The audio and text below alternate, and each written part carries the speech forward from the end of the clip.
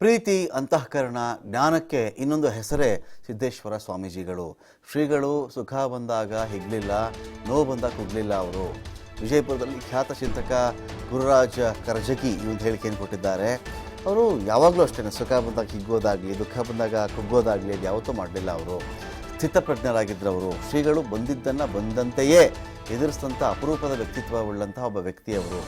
ಶ್ರೀಗಳ ಕಾಲದಲ್ಲೇ ನಾವು ಬಾಳ್ತಾ ಇರೋದೇ ನಮ್ಮ ಪುಣ್ಯ. ಇದು ಸಿದ್ದೇಶ್ವರ ಸ್ವಾಮೀಜಿಗಳು ಶೀಘ್ರ ಗುಣಮುಖರಾಗ್ತಾರೆ ಅಂತ ವಿಶ್ವಾಸ ನನಗಿದೆ ಅಂಥೇಳಿ ವಿಜಯಪುರದಲ್ಲಿ ಖ್ಯಾತ ಚಿಂತಕ ಗುರುರಾಜ್ ಕರ್ಜಗಿ ಹೇಳಿಕೆಯನ್ನು ಕೊಟ್ಟಿದ್ದಾರೆ.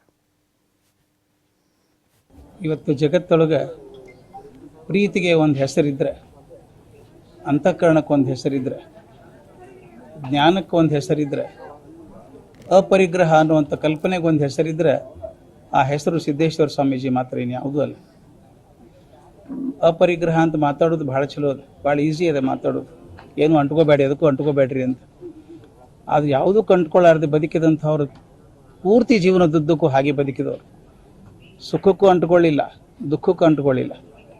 ಸುಖ ಬಂದಾಗ ಎದ್ದು ನಾನು ಹಿಂಗೆ ಮಾಡಿದೆ ಅಂತ ಯಾರ ಮುಂದೂ ಹೇಳಲಿಲ್ಲ. ದುಃಖ ಬಂದಾಗ ಬರ್ತದೆ ಬಿಡ್ರಿ, ಅದಕ್ಕೇನಾಗ್ತದೆ ಅಂಥೇಳಿ ಆ ಥರ ಸಮನ್ವಯ ದೃಷ್ಟಿಯಿಂದ ಬದುಕಿದಂಥವ್ರು ಸಿದ್ದೇಶ್ವರ ಸ್ವಾಮಿಗಳು.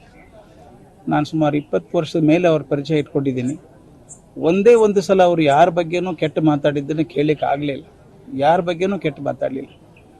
ಅದಕ್ಕೆ ಹೇಳ್ತಾರೆ, ಪ್ರಪಂಚದಾಗ ಒಬ್ಬ ಮನುಷ್ಯ ಚಲೋ ಇದ್ದಾನಂದ್ರೆ ಅವನು ಚಲೋನೇ ಕಾಣ್ತಾನೆ, ಕೆಟ್ಟದನ್ನು ಕಾಣೋದಿಲ್ಲ. ಒಂದೇ ಒಂದು ಸಮಾಧಾನ ನಮಗಂದ್ರೆ, ಅವ್ರು ಬದುಕಿದ ಕಾಲದಾಗ ನಾವು ಬದುಕಿದ್ವಲ್ಲ, ಅವ್ರ ಸಂಪರ್ಕ ಇಟ್ಕೊಳ್ಳುವಂಥ ಭಾಗ್ಯ ಭಗವಂತ ಕೊಟ್ಟನಲ್ಲ ಅನ್ನೋದೊಂದು ಸಂತೋಷ. ಅವರು ಎಷ್ಟು ದಿವಸ ಇರ್ತಾರೋ ಅಷ್ಟು ದಿವಸ ದೈಹಿಕವಾಗಿ ಇರ್ತಾರೆ, ಆಮೇಲೆ ಕೂಡ ಅವರ ಮನಸ್ಸಿನಲ್ಲಿ ಯಾವಾಗಲೂ ಶಾಶ್ವತವಾಗಿರ್ತಾರೆ ಅಂತ ಹೇಳ್ತಾ, ಅಂಥ ಅಸಾಮಾನ್ಯ ಒಬ್ಬ ವ್ಯಕ್ತಿಯನ್ನು ನೋಡುವಂಥ ಭಾಗ್ಯ ಭಗವಂತ ಕೊಟ್ಟ ಅಂತ ಅವ್ರಿಗೆ ಹೇಳ್ತಾ, ಅವರ ಆ ಸ್ವಭಾವಕ್ಕೆ ಶರಣಾರ್ಥಿಗಳನ್ನು ಮಾತ್ರ ಹೇಳ್ಬೋದು. ಇವತ್ತು ಜಗತ್ತೊಳಗೆ ಪ್ರೀತಿಗೆ ಒಂದು ಹೆಸರಿದೆ. ನಮ್ಮ ಸಿದ್ದು ಯಾಕೆ ಬರಲಿಲ್ಲ ಕೇಳಿದ್ರು. ಇಲ್ಲಿ ಅಲ್ಲಿ ಎಲ್ಲೇ ಪ್ರವಚನ ನಡೆದಿತ್ತು ಮತ್ತು ಅಪ್ಪ ಅವರು ಬರಲಿಲ್ಲ ಹಿಂಗೆ ತಂದಿರು. ಮುಂದೆ ಅವ್ರು ಏನು ಮಾಡಿದ್ರು, 8 ದಿವಸ ಮಲ್ಲಿಕಾರ್ಜುನ ಸ್ವಾಮಿಗಳು ಹತ್ತರೇ ಇದ್ರು. ಅವ್ರು ಮಲ್ಲಿಕಾರ್ಜುನ ಸ್ವಾಮಿಗಳು ಏನಂದ್ರಿ, ಅವ್ರ ಅಪ್ಪ ಅವ್ರು ಕರಿಲಕ್ಕೆ ಹೋದ್ರು. 8 ದಿವಸ ಬಿಟ್ಟು ಕರಿಲಕ್ಕೆ ಹೋಗೋಣ. ಅವ್ರು ಏನಂದ್ರಿ, ಈ ಹುಡುಗರೇ ಅವ ನಮ್ಮಲ್ಲಿ ಇರ್ತಾನೆ ಮತ್ತು ಅವ ಆಧ್ಯಾತ್ಮಿಕದೊಳಗೆ ಬಲವೈತಿ, ನೀವು ಕರ್ಕೊಂಡು ಹೋಗಬೇಡ, ಅವನ ವಿದ್ಯಾಭ್ಯಾಸ ಎಲ್ಲ ನಾವು ಕೊಡ್ತೀವಿ. ಒಂದು ವೇಳೆ ನೀವು ಕರ್ಕೊಂಡು ಹೋದ್ರೆ ನನ್ನ ಹತ್ತಿರ ಕರ್ಕೊಂಡು ಮತ್ತೊಬ್ರ ಹತ್ತಿರ ಈಗ ಮತ್ತೆ ಹೋಗವನೇ, ನನ್ನ ಬಿಟ್ಟು ಮತ್ತೊಬ್ರ ಹೋಗವನೇ, ಇವು ಇಲ್ಲೇ ಇರಲಿ ಅಂದ್ರೆ ಅವ್ರ ಅಪ್ಪರು ಕರ್ಕೊಂಡ್ಬಂದ್ರು. ಮನ್ಯಾಗ ಮತ್ತೆ 8 ದಿವಸ ಇದ್ದ ನಂತರ ಚಡ್ಚಣದಾಗ ಅಪ್ಪ ಅವರು ಮಲ್ಲಿಕಾರ್ಜುನ ಸ್ವಾಮಿಗಳು ಪ್ರವಚನ ನಡೆದಿತ್ತು. ಚಡ್ಚಣದಾಗ ಅಲ್ಲಿ ಪ್ರವಚನದಾಗ ಅಪ್ಪ ಅವರು 6 ತಿಂಗಳು ಪರೀಕ್ಷೆದಾಗ 8th 9th ಓಂ ನಮಃ ಶಿವಾಯ ಪೇಪರ್ ಎಲ್ಲ ಓಂ ನಮಃ ಶಿವಾಯ ಬರೆದು ಹಾಗೆ ಟಿಟಸ್ಕೊಳ್ಳಿಕ್ಕೆ ಇದೀಗ ಶ್ರೀಧರ್ ಇದೀಗ ಶ್ರೀಗಳ ಸ್ಥಿತಿ ಹೇಗಿದೆ? ಶ್ರೀಗಳ ಅನೇಕ ಅವರನ್ನು ತುಂಬ ಹತ್ತಿರದಿಂದ ಬಲ್ಲಂಥವರು, ಅವರೊಂದಿಗೆ ಒಡನಾಟ ಇಟ್ಕೊಂಡಿದ್ದಂಥ ಅನೇಕರು ಬರ್ತಾ ಇದ್ದಾರೆ, ಮಾತಾಡ್ತಾ ಇದ್ದಾರೆ. ಸೊ ಶ್ರೀಗಳು ಚೇತರಿಸ್ಕೊಳ್ತಾ ಇದ್ದಾರೆ ಹೇಗೆ ಅಂತ ಶ್ರೀಧರ್?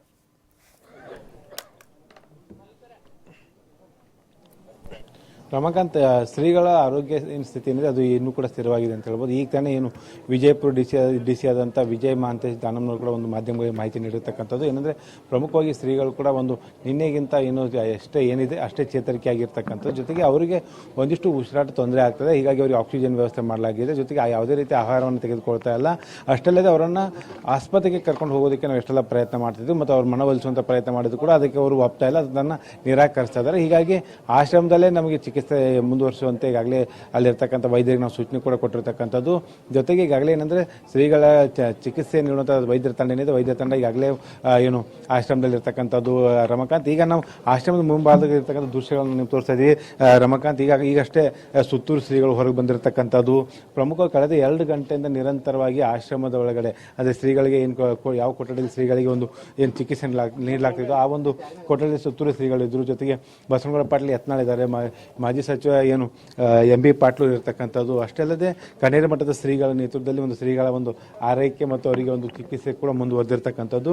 ಒಂದಿಷ್ಟು ಏನು ಭಕ್ತರಲ್ಲಿ ಒಂದಿಷ್ಟು ಆತಂಕ ಏನಿರ್ತಕ್ಕಂಥ ಹಿನ್ನೆಲೆಯಲ್ಲಿ ಅದನ್ನು ನಿವಾರಿಸುವಂಥ ಕೆಲಸವನ್ನು ಏನು ಒಂದು ಮಠಗಳಿಗೆ ಭೇಟಿ ನೀಡಿದಂಥ ಶ್ರೀಗಳನ್ನು ದರ್ಶನ ತೆಗೆದುಕೊಂಡು ಬಂದಂಥ ರಾಜಕಾರಣಿಗಳಾಗಿರ್ಬೋದು, ಮಠಾಧೀಶರಾಗಿರ್ಬೋದು, ಗಣ್ಯರಾಗಿರ್ಬೋದು ಮತ್ತು ಅವರು ಬಾಲ್ಯದ ಸ್ನೇಹಿತರಾಗಿರ್ಬೋದು ಎಲ್ಲರೂ ಕೂಡ ಹೇಳ್ತಿರ್ತಕ್ಕಂಥದ್ದು ಶ್ರೀಗಳ ಆರೋಗ್ಯ ಚೇತರಿಕೆ ಆಗ್ತಾ ಇದೆ. ಹೀಗಾಗಿ ಯಾರು ಕೂಡ ಒಂದು ಭಯಪಡುವಂಥ ಅವಶ್ಯಕತೆ ಇಲ್ಲ. ಜೊತೆಗೆ ಯಾರು ಕೂಡ ಒಂದು ಈ ರೀತಿಯ ಏನು ವದಂತಿಗಳಿಗೆ ಯಾರು ಕೂಡ ಒಂದು ಕಿವಿಗೊಡಬಾರ್ದು ಅನ್ನೋಂಥ ಒಂದು ಮನವಿಯನ್ನು ಕೂಡ ಮಾಡ್ಕೊಳ್ತಾ ಇದ್ದಾರೆ.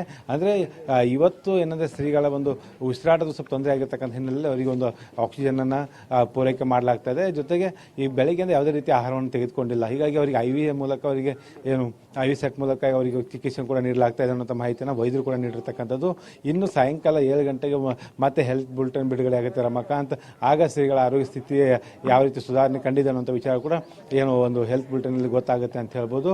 ಅಷ್ಟೇ ಅಲ್ಲದೆ ಶ್ರೀಗಳ ಒಂದು ಏನು ಆರೋಗ್ಯ ವೃದ್ಧಿಯಾಗಿ ಆದಷ್ಟು ಬೇಗ ಗುಣಮುಖರಾಗಿ ಬರಲಿ ಅಂತ ಹೇಳಿ ರಾಜ್ಯಾದ್ಯಂತ ಶ್ರೀಗಳ ಪರವಾಗಿ ಒಂದು ಏನಂದ್ರೆ ಪ್ರಾರ್ಥನೆಗಳು ಮುಂದುವರೆದಿದೆ. ಅವರು ಹುಟ್ಟೂರಾದಂಥ ಏನು ಬಿಜ್ಜಿರಿಗಳು ಕೂಡ ಅವರ ಒಂದು ಅಲ್ಲಿ ದೇವಸ್ಥಾನ ಕೂಡ ವಿಶೇಷವಾಗಿ ಪೂಜೆ ಮಾಡುವ ಮೂಲಕ ದೀರ್ಘದಂಡ ನಮಸ್ಕಾರ ಹಾಕುವಂಥ ಕೆಲಸ ಮಾಡ್ತಾ ಇದ್ದಾರೆ. ಅಷ್ಟೇ ಅಲ್ಲದೆ ಬೆಳಗಾವಿ ಹುಕ್ಕೇರಿ ಹಿರೇಮಠದಲ್ಲಿ ಕೂಡ ಮಹಾಮೃತ್ಯುಂಜಯ ಜಪ ಮಾಡುವ ಮೂಲಕ ಶ್ರೀಗಳ ಒಂದು ಆದಷ್ಟು ಬೇಗ ಗುಣಮುಖರಾಗಿ ಬರಲಿ ಅನ್ನೋಂಥ ಒಂದು ಪೂಜೆ ಪುನಸ್ಕಾರ ಮಾಡಲಾಗ್ತಾ ಇದೆ. ಹೀಗಾಗಿ ಏನು ರಾಜ್ಯಾದ್ಯಂತ ಕೂಡ ಶ್ರೀಗಳ ಒಂದು ಆರೋಗ್ಯ ಚೇತರಿಕೆ ಆಗಲಿ ಅಂತ ಹೇಳಿ ಒಂದು ದೇವಸ್ಥಾನದಲ್ಲಿ ಮೊರೆ ಹೋಗಿರ್ತಕ್ಕಂಥದ್ದು ಮತ್ತು ಸಾಕಷ್ಟು ಭಕ್ತರು ಕೂಡ ಇವತ್ತು ಏನು ಪ್ರಮುಖವಾಗಿ ಆಶ್ರಮಕ್ಕೆ ಬಂದಿದ್ದಾರೆ. ಆದರೆ ಇವತ್ತು ಯಾವುದೇ ರೀತಿಯ ಭಕ್ತರನ್ನ ಶ್ರೀಗಳ ದರ್ಶನಕ್ಕೆ ಅವಕಾಶ ಮಾಡಿಕೊಟ್ಟಿಲ್ಲ. ಕೇವಲ ಇವತ್ತು VIP ಗಳಿಗೆ ಮಾತ್ರ ಅವಕಾಶ ಮಾಡಿಕೊಡಲಾಗಿತ್ತು. ಜೊತೆಗೆ ಗಣ್ಯಾತಿ ಗಣ್ಯರ ದಂಡೆ ಇವತ್ತು ಏನಂದ್ರೆ ಪ್ರಮುಖವಾಗಿ ಇವತ್ತು ಶ್ರೀಗಳನ್ನ ದರ್ಶನ ಪಡೆದು ಅವರ ಆರೋಗ್ಯವನ್ನು ವಿಚಾರಣೆ ಮಾಡಿದ್ದಾರೆ ಅಂತ ಹೇಳ್ಬೋದು.